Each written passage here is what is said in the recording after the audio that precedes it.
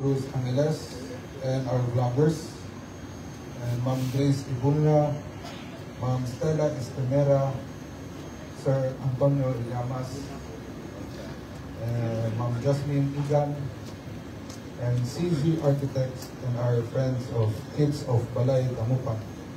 So I prepared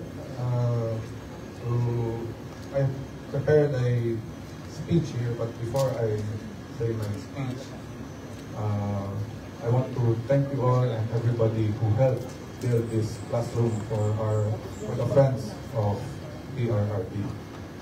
And as much as we love and naa siya diri sa toa, I know his thoughts, his prayers, and his heart, most importantly, is here with us. So it is a privilege to be invited as guest of honor for the ribbon cutting and inauguration of the Rodrigo Duterte Academic Building here at Balay Damupan.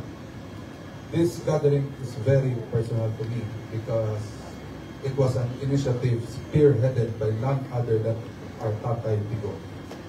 My grandfather, the former President Rodrigo Roa Duterte, with its groundbreaking held on his birthday in 2024, ug wala ta nagdahon na tungod sa pagpaningkamot ug sa tinud-anay na serbisyo sa atong mga kauban diri. Isa ka tuig ang nilabay. They are opening their doors as a symbol of his enduring commitment to education and child welfare. I hope that Balay Damupan will continue to uphold their purpose to make this building a symbol of learning and hope for the many young minds who call Balay Damupan their home. So, before I end, once again, thank you for inviting me here. It's truly an honor and privilege to be here with you celebrating this moment of my lolo and Tatay Digong. For the friends of Tatay Digong, thank you for being here with us. Mayong hapon kaninyo tanan. God bless you. Daghang salamat. Thank you very much, Acting Vice Mayor Rigo Duterte.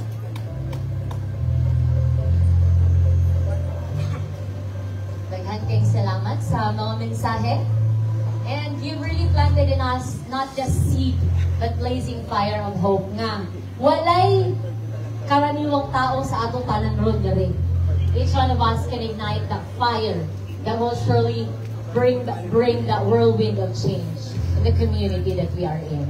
And now, as a response for the messages of our Honorable Mr. Baste and of course Vice Mayor Rigo, our Balay Damupan kids also prepared something. This would be a response that the love of our Tatay Digong is surely in the hearts of everyone. May we now request